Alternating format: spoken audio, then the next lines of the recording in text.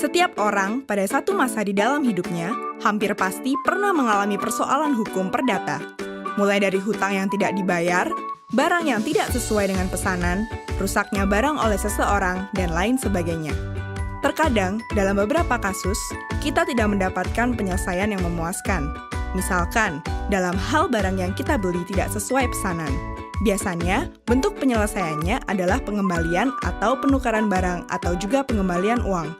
Padahal, dalam beberapa kasus, kita sangat membutuhkan barang itu untuk satu pekerjaan lain, sehingga menimbulkan kerugian yang besar dan tidak bisa ditutupi hanya dengan penukaran barang dan pengembalian uang. Dalam menghadapi hal itu, biasanya kita menghadapi dua pilihan. Pertama, pasrah dengan situasi yang dihadapi.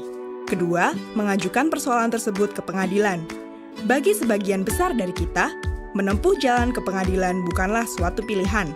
Kita segera membayangkan proses yang rumit, biaya yang besar yang harus keluar, dan waktu yang lama.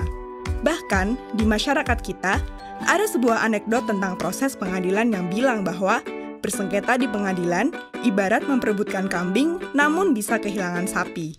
Sehingga, bagi sengketa dengan nilai yang tidak terlalu besar, kita cenderung bersikap pasrah dan menerima bentuk penyelesaian sekalipun penyelesaian itu tidak adil. Menyadari hal tersebut, Mahkamah Agung telah mengeluarkan alternatif penyelesaian sederhana yang dinamakan Tata Cara Penyelesaian Gugat Sederhana, atau sering disebut Acara Gugatan Sederhana. Acara gugatan sederhana dibentuk berdasarkan Peraturan Mahkamah Agung Nomor 2 Tahun 2015 tentang Tata Cara Penyelesaian Gugatan Sederhana. Pada intinya, peraturan ini memangkas prosedur acara perdata, membatasi waktu penyelesaian perkara perdata sampai 25 hari, dan melakukan proses secara sederhana. Namun demikian, acara gugatan sederhana tersebut hanya diperuntukkan bagi perkara-perkara perdata yang memenuhi beberapa persyaratan, yaitu 1. Nilai tuntutan yang diminta tidak lebih dari 200 juta rupiah dan tuntutan bersifat material. Tuntutan yang bersifat imaterial tidak dapat diajukan karena pembuktiannya tidak sederhana, seperti kehilangan reputasi, perasaan tidak nyaman, atau kerugian emosional lainnya. 2. Sengketa bukan merupakan sengketa atas tanah atau sengketa lainnya yang telah memiliki pengadilan khusus, seperti sengketa tenaga kerja. 3. Penggugat dan tergugat harus dalam satu wilayah hukum yang sama. Sebagai contoh, orang yang tinggal di Jakarta Selatan hanya dapat menggugat orang yang berada di Jakarta Selatan, tidak dapat untuk menggugat orang yang tinggal di Jakarta Pusat. 4. Penggugat dan tergugat masing-masing hanya terdiri dari satu orang, namun juga dapat lebih dari 2 orang selama dapat menunjukkan kepentingan hukum yang sama. 5. Tergugat harus jelas keberadaannya dan tidak dapat dilakukan pemanggilan dari pengadilan negeri wilayah lain. Acara gugatan sederhana didasarkan pada beberapa prinsip, yaitu 1. Pendekatan pada proses persidangan adalah bersifat mudah. Artinya adalah penggugat atau tergugat tidak perlu memusingkan pasal-pasal yang akan dituntut. Penggugat dan tergugat hanya akan menjelaskan pokok persoalannya.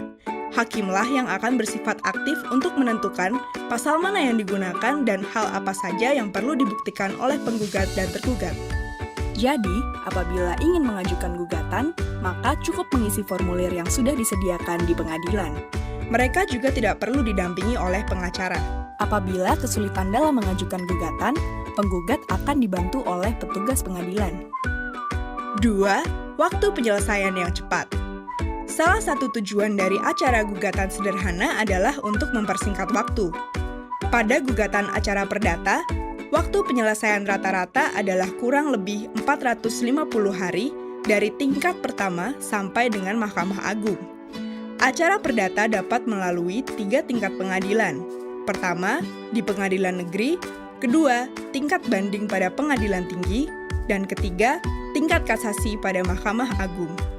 Pada acara gugatan sederhana, penyelesaian perkara hanya melalui 2 tingkat pada level pengadilan negeri. Pertama adalah pada tingkat hakim tunggal di pengadilan negeri dengan waktu penyelesaian 25 hari kerja sejak hari sidang pertama, sesuai pasal 5 ayat 3 Peraturan Mahkamah Agung tentang gugatan sederhana.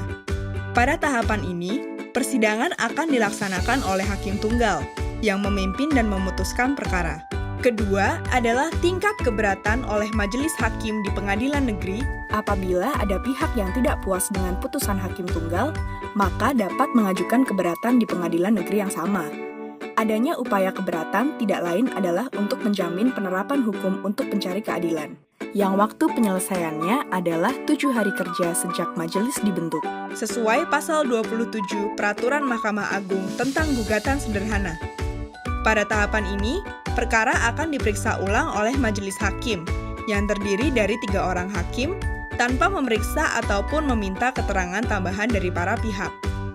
Tingkat keberatan pada pengadilan negeri adalah upaya hukum yang terakhir dan final.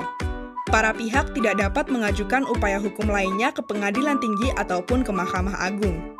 Secara umum, keseluruhan proses dari pendaftaran hingga putusan dalam upaya keberatan akan berlangsung selama 58 sampai 60 hari kerja. Dengan adanya peraturan Mahkamah Agung ini, diharapkan terjadi peningkatan akses bagi masyarakat untuk memperoleh keadilan melalui pengadilan. Di samping itu, diharapkan iklim usaha Indonesia semakin meningkat baik di mata para pelaku usaha tanah air.